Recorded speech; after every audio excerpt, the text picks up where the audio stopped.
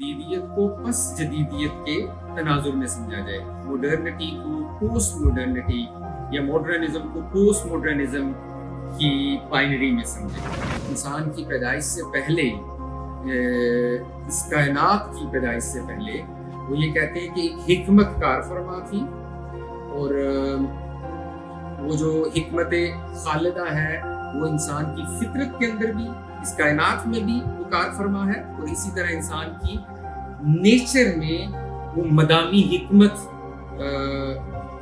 ودیت کر دی گئی ہے۔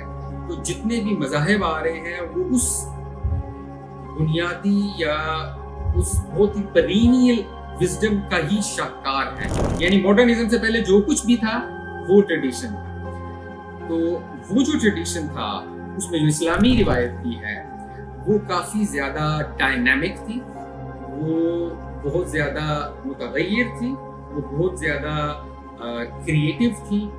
ہاں، اس کا ایک مفہوم کچھ لوگ یہ لے لیتے ہیں جو کہ روایت نہیں ہے بلکہ وہ روایت پرستی ہے، یا اس کو ہم ٹریڈیشن کی بجائے ٹریڈیشنلزم سے تعبیر کر سکتے ہیں۔ تو ٹریڈیشن ایک چیز ہے جو کہ ایک بڑا ڈائنامک پروسیس ہے جو کہ چلا آ رہا ہے، اس میں چیزیں ریفائن ہوتی ہیں اور آگے منتقل ہو جاتی ہیں، اپنے جوہر میں، ایسنس میں ویسی ہی رہتی ہیں، لیکن اپنے ایکسپریشن میں، اظہار میں وہ بدلتی رہتی ہیں، مختلف کلچر اور تہذیبوں کے ساتھ اس کا تعلق ہوتا ہے۔ 15ویں صدی سے ہم شروع کریں، 16ویں صدی سے ہم شروع کریں، اس وقت سے لے کے ابھی 20ویں صدی تک جو سارا ایرا ہے، دور ہے، اس دور کو، اس میں جو کچھ بھی ہے، اس میں جو فکر ہے، جو سائنس ہے، جو فن ہے، جو آرٹ ہے، جو تسلسل ہے، اس کو جدیدیت کہا جاتا ہے، اس کو ماڈرنٹی کہا جاتا ہے۔ ہم سب لوگ ماڈرن ہیں۔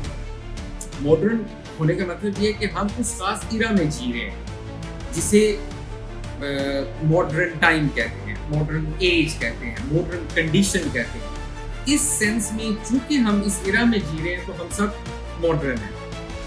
لیکن جب آپ یہ کہتے ہیں کہ ماڈرنٹی ہی ٹھیک ہے یا جدیدیت والا تھیسس ہی حق ہے، تو پھر آپ ماڈرنسٹ ہو جاتے ہیں۔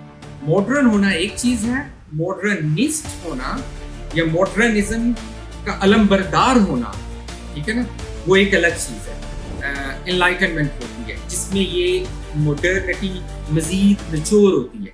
ماڈرنٹی کا ایک آغاز ہوا ہے، پھر اس کے کچھ پرنسپل بنے ہیں، کچھ اس کے آبجیکٹیوز یا ایمز طے ہوئے ہیں، ان کو لے کے چلا ہے، تو پھر آگے انلائٹنمنٹ آتی ہے۔ 18ویں صدی میں کانٹ آتا ہے، واٹ از انلائٹنمنٹ، اور اس طرح کی رومانٹسزم آتا ہے، روسو، والٹیر، اس طرح کے جو تھنکر ہیں وہ بھی ریزن کو، اس کی سپریمیسی کو اور آبجیکٹیوٹی کو، ان سب چیزوں کو پروموٹ کرتے ہیں۔ فوکویاما نے آ کے کہا کہ ہاں بس ختم ہو گیا، اب تاریخ ختم ہو گئی، اینڈ آف ہسٹری ہو گئی، لبرل ڈیموکریسی ہی انسان کی خواہش تھی، انسان پہنچ گیا ہے اینڈ پہ، اور اب کسی چیز کی ضرورت نہیں ہے۔ یہ والا تھیسس آ جاتا ہے اور جنگیں ہو جاتی ہیں۔ پھر ہوتی ہیں پہلی اور دوسری جنگ، جسے ہم عظیم کہیں یا حقیر بڑی دو جنگیں ہو جاتی ہیں۔ ان جنگوں میں پھر انسان نے جو یہ انڈسٹری کے ذریعے سے ایک ٹیکنالوجی اور بڑے بڑے اوزار بنائے تھے، اس نے پھر انسان کو بتایا کہ ترقی کیا چیز ہوتی ہے، یا اس ترقی نے انسان کو کیا دیا ہے۔ انسان اپنی اقدار پہ سنجوکا کر گیا، لیکن الحاد جو کہ ڈائریکٹ مذہب کو چیلنج کرتا ہے، یعنی وہ مذہب کا اینٹی تھیسس، وہ مذہب کا رد کر رہا ہے، اور یہ نام لے کے کہ ہم مذہب کو رد کر رہے ہیں، اس کا تو سامنا کرنا پڑے گا۔